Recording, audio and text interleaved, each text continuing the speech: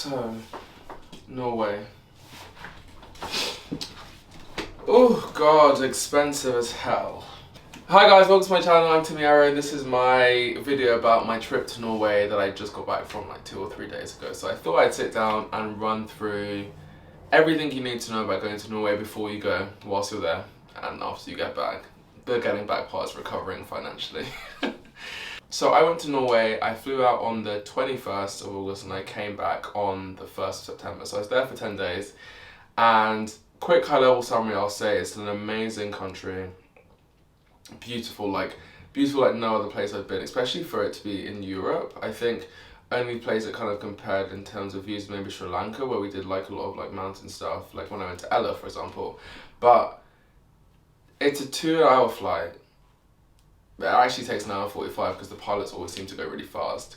And you just can see things like nothing I've ever seen before. I mean, some of the views I saw are the lakes and the mountains and just the trees and the forests and the roads you drive on and the waterfalls. It's just insane. And I think my top line is that if you haven't been, you should definitely go, and you should plan to go sooner rather than later, because I've got the Norwegian bug and I definitely want to go back.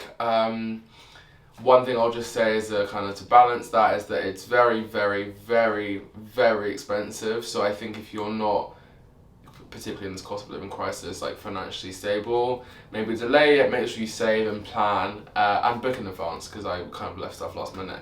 But let me start taking you guys through my journey from top to bottom for the first few days, and then we can kind of go from there.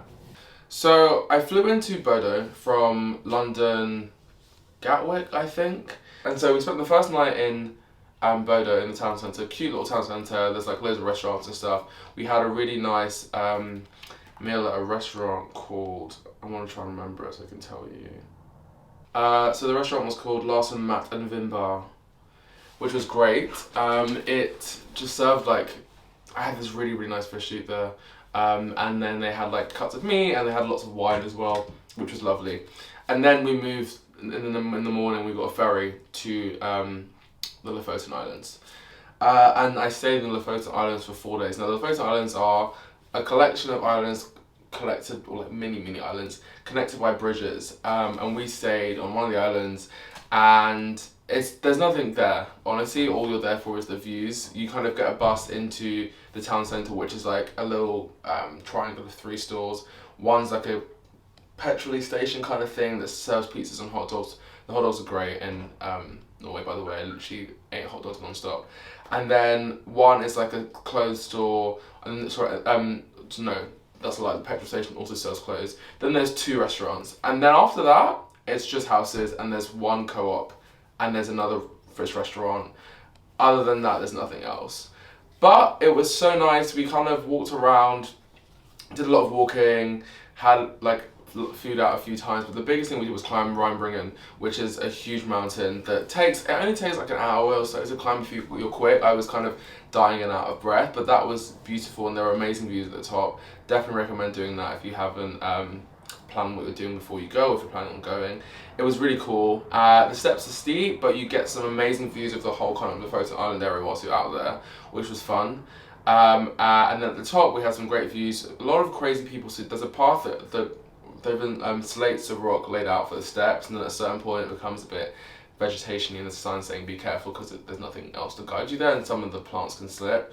People were going further up and kind of, I think like obviously there are native climbers who are kind of climbers, I always say climbers, it's climbers who are better at that kind of stuff than I was. So I kind of stopped at like a reasonable point, but even from there I got some great views, some great pictures, and I absolutely loved it. So I'd recommend climbing that. Even if you're not of like great fitness, just take your time, maybe take about an hour and a half and slowly make your way up. But it was great. Love that. And then the other days, there are a few nice walks you could do, and we also would kind of like walk to the co-op, get some food for the day, go back and make some food, and then kind of go to a restaurant or walk to a spot where we could sit and eat our own food or have sandwiches. But again, like, it was just beautiful, and it's such a quiet little existence because all the houses are that cute little red Norwegian colour, some were the yellow like Norwegian colour, but that was it. They were all kind of made of wood, and then some of them had like grass roofs, and it was so nice. There's another cafe as well actually that I went to that was nice, that served a really good hot chocolate with some whipped cream. So again, good stuff to do out there. Yeah, and then so back to Bodo we got a ferry, and from the ferry, shit, sorry, and so I missed. And then on the fourth or so day, we then got a ferry from the Lofoten Islands back to Bodo, and then at Bodo we got a train, and that was I think like a 10-hour train we got from Bodo all the way down to Trondheim, and I always worry that I'm saying it wrong. I used to just call it Troddy when we were out there, Troddy for short. Yeah, Trondheim, it's Trondheim. I'm going to say Troddy because it's easy for me to remember, but yeah, if I say Troddy, I'm talking about Trondheim. So we got the train from Bodo all the way down to Troddy, and that was a really nice train. Again, beautiful views out the window. We kind of just sat and chatted. We got first class tickets. I recommend getting them. They're only like €5 or €10 more expensive, and you get like bigger, more comfortable chairs. You get free tea and coffee. You get a free sandwich, and then you can get unlimited free bottles of water. So we did that, and that was really nice. Just to kind of, it takes you right through some pretty beautiful parts of Norway. You see the lakes, the mountains and forests, you see the little houses people live in, and the 10 hours actually flew by. I thought I'd be very restless because I hate long flights, but obviously with a train you can walk around more stably, it's less like jolty, no turbulence, and we were sat in a fort facing each other, so there was more space for us to kind of just chill, whereas in a plane you're all sat facing forwards, you've got someone in front of you, it feels very cramped and claustrophobic. So great trains again, way better than trains in the UK. The UK doesn't even compare. In Trondheim we then stayed at an Airbnb for 2 nights just to kind of chill and get to know the area. The Airbnb was not that great because the lady who owned it put the keys on a box on the balcony at the back of the property, but she didn't tell us which balcony she was, so we tried to get into the wrong flat and nearly broke into another man's flat, which was not great. And then we got in and we had to make our beds ourselves, which I don't know if that's maybe a Norwegian thing, but yeah, I mean, I don't know, it was weird. And then there was hair on her bed. I think basically the Airbnb was her house that she lived in. She would like kind of rent out, like when she had guests and she would go somewhere else. So there was hair everywhere, it was kind of weird. And there was some stains on the mattress. But the actual flat itself was really nice and quite modern, very cool. So we spent the second day, well yeah, the first night we arrived, and the next day we kind of just scooted around. They have these great scooters in Troddy. And so we just scooted around the town, went to have restaurants. It's very much like a city centre, so there's like loads of foods, restaurants, shopping, clothes, electronics, like things to do. So we kind of like went to a cafe, had lunch, and we kind of just scooted up and down the town so we could kind of see the whole city. And there's a nice like kind of vantage castle point that you can kind of scooter to and stand up and kind of have a good view of like a 360 view, which was really cool as well. So I really actually liked Trondheim. I think it's good if you're kind of going around and making your way down through Norway. I'd recommend going. And then we went to Troddy Airport, and I'm saying Troddy is Trondheim again, and we hired a car from the airport and drove and made our way down throughout from north to south. So I'm going to try and remember all the places we stopped. But the idea was to drive all the way down to Bergen. So we made various stops on the way down, and I'm going to try and see, because we had all the Airbnbs, so I can tell you where exactly we stopped. Okay, so we went to a place called Heidal, where we did whitewater rafting, which was insane. I was very nervous to do it. I'm not someone who's kind of super into risky sports and adventurous activities, but my friend's going to push me at my comfort zone and told me to do it, and it was one of the most fun parts of the holiday for me. It was insane.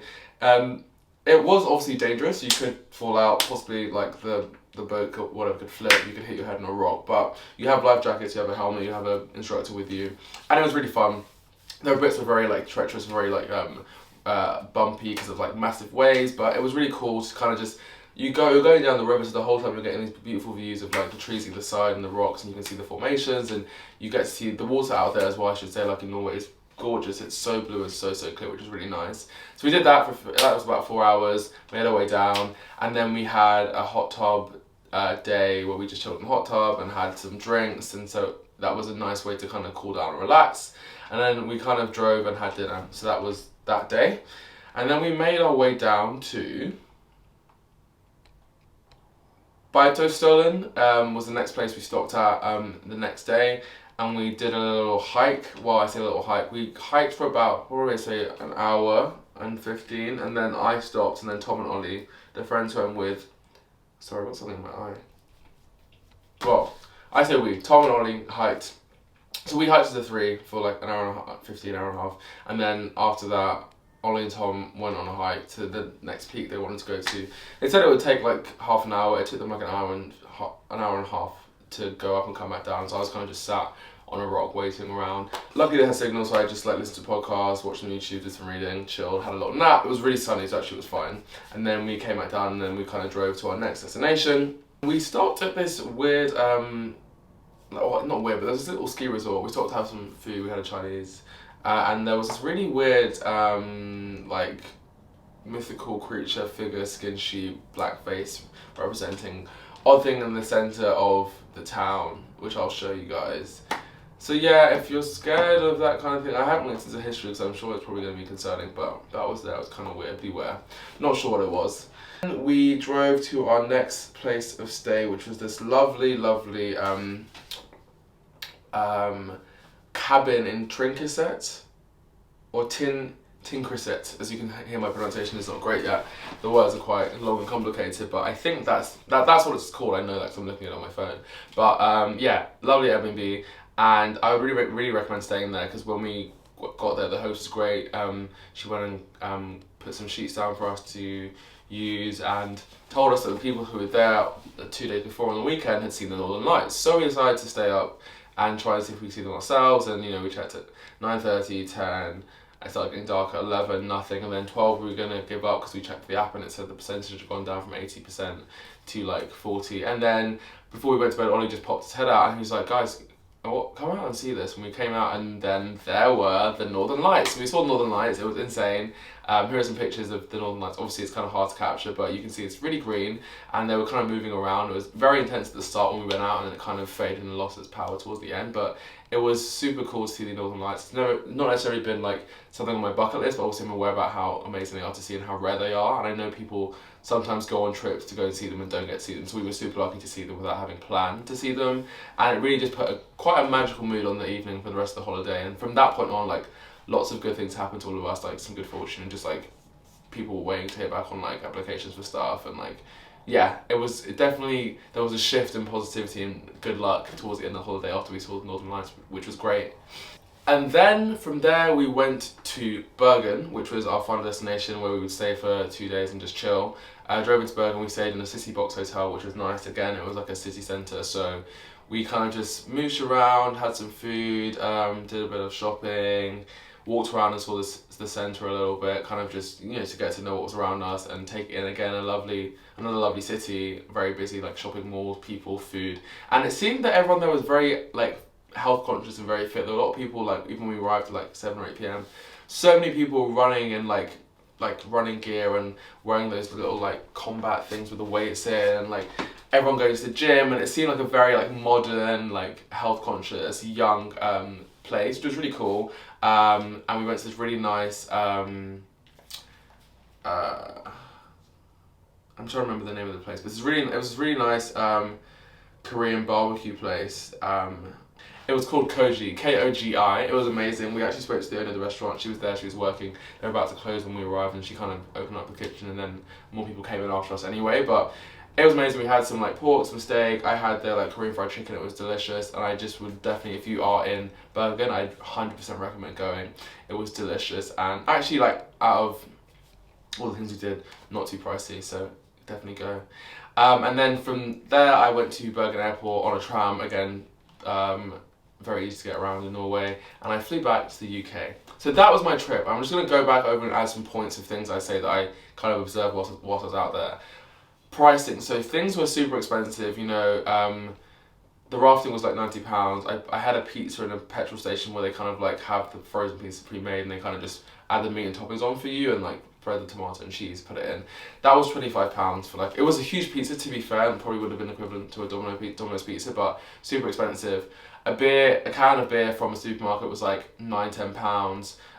Beers drinking out were like £11-12. Most meals cost £20, and that was just having like a main, like just a main with like rice and something, or like chicken and something. So alcohol's expensive. Fuel, again, I didn't even want to think about. We kind of just had to fill the car up and forget about it. So it is really, really expensive. The flights are cheap, but like getting around, I definitely probably spend in the 10 days, I reckon at least £1,000-ish, probably more, because we haven't settled our split-wise yet, so I need to see who I owe. So it's a very expensive place, and even the Airbnbs, like they were like 100 to 150 a night. So that was very, very expensive, and obviously we were kind of moving around and changing Airbnb. We were changing Airbnb every day basically for the last 4 or 5 days, so that kind of did get pricey. So make sure you, and again, we didn't book in advance. We were booking our Airbnbs like on the day or 1 or 2 days in advance, which probably made it more expensive. So if you are going and you know you're going, plan in advance and try and book them where you can, because that will definitely help with saving some pennies where you can, if possible.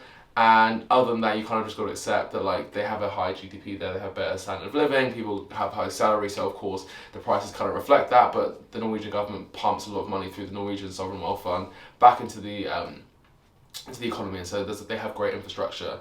And that leads me on to the actual like review of or overall commentary on Norway as a whole. Amazing country, super roads, like super great roads, like very well laid, no potholes. And that as you drive, you see they invest a lot in infrastructure. There were a lot of times where I saw new tunnels being built, or bridges being kind of fixed up, or roads being repaved. And so I think it's a really well run country. It's easy to get around. You just drive by car, and the roads kind of lead through everywhere, so you can drive if you want to. If not, there are buses. There were loads of buses around for the first few days when we didn't have a car. I would get a bus. There are different apps you can get, and they normally have like billet at the end, which I think is the Norwegian word for ticket. And so you can buy a ticket on the app, which is way cheaper than buying it on in person physically from the driver when you get there. And actually one of the drivers told me like, do you have the app? It's cheaper on the app, and told me to use the app, so that's great. Taxis, or in Lofoten there was one taxi company, so we had to order that taxi company to get to the ferry, and because our ferry was at 7 a.m, there were no buses, and it was an 8-minute journey, and it was £40, so again back to being expensive. But when you're in more central places, there are trains, buses, trams. The 10-hour train we got was amazing, super well connected, easy to get around. I think it's great they have that kind of infrastructure. And it was actually quite cheap. I think it was like, I want to say like £20 for a 10-hour,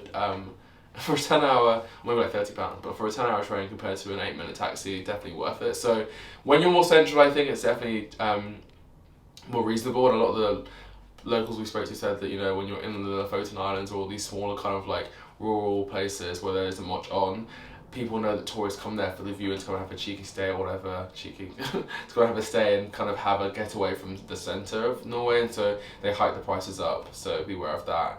Another thing we did that I wanted to just say before I end the video is we found a lake when we were driving. We just were driving through on the way to one of our destinations, and we saw this kind of like huge lake, and I'd said the whole time I really wanted to just get a chance to swim in an open body of water, and it had been quite cold, so we weren't really sure, but on that day it was really hot, and we saw a few other cars to stop just to have a look, and so me and my friend Ollie kind of just got changed into our trunks at the back of the car and went in for a swim, and it was freezing. One of the guys said he thought it was around 3 degrees, but we got in for probably about 30 seconds, but it was really fun, and it was just nice to kind of do something different and kind of push myself out of my comfort zone and just really enjoy the fact that we were in nature and in the outdoors. 3, 2, 1.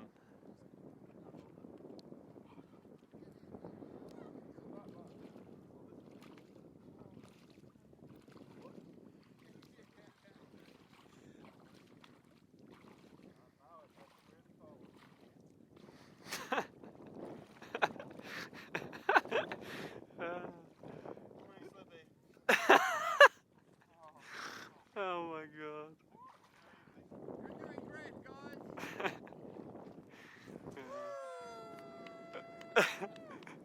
Got the whole audience.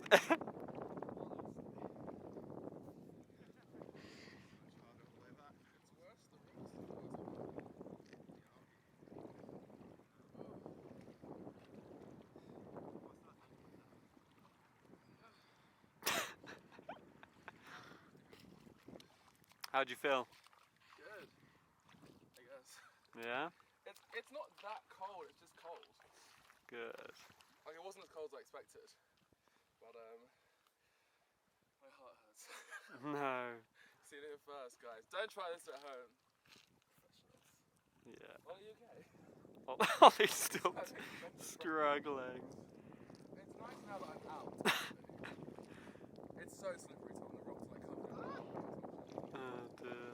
And I think that would be my final point, is like how important and powerful nature is. I think being outside and hiking and being around trees and being in the woods and just, you know, being in the water and going on the whitewater rafting and seeing animals. We saw deers at one point, saw the northern lights. I think I live in like zone 1 central London, and so you get so used to there being people everywhere and cars everywhere and noise and pollution and food and Deliveroo and taxis and buses and Ubers and all this stuff and skyscrapers, and like it was so humbling and so awe-inspiring to be in a place that's so green and natural and focused on nature and open spaces and the mountains and the views and the water and the animals, and it was really refreshing and something different. I think it's like I kind of want to start doing less city breaks and kind of going to places where I can actually be outdoors and really connect and calm and recenter and relax. So I think for me overall it was an amazing trip. I'm so like glad I did it and would definitely go back again, maybe in the summer when it's a bit warmer so I can maybe swim a bit more. But I think it's a great country, lovely people. I definitely think if you haven't thought about it, definitely add it to your list and definitely think about going. Just make sure you budget and plan and save before you go, because it was definitely pricey. But I think again, like 10 out of 10, loved it. Would definitely recommend going if you're thinking about going. But again, as I always say, thanks so much for watching. Be sure to hit subscribe, like the video, and if you have any comments or questions about places we stayed or places you've seen in the video and you want to have links to the Airbnb, let me know, send them across. If you had a good experience in Norway, you want to talk about it, comment, let me know. But please have a conversation in the comments below. Let me know what you guys think about this video generally, and also what you guys think about Norway if you have been or if you're planning to go. But as always, thanks so much for watching this video, guys. Appreciate it, and I'll see you guys on my next video. Goodbye.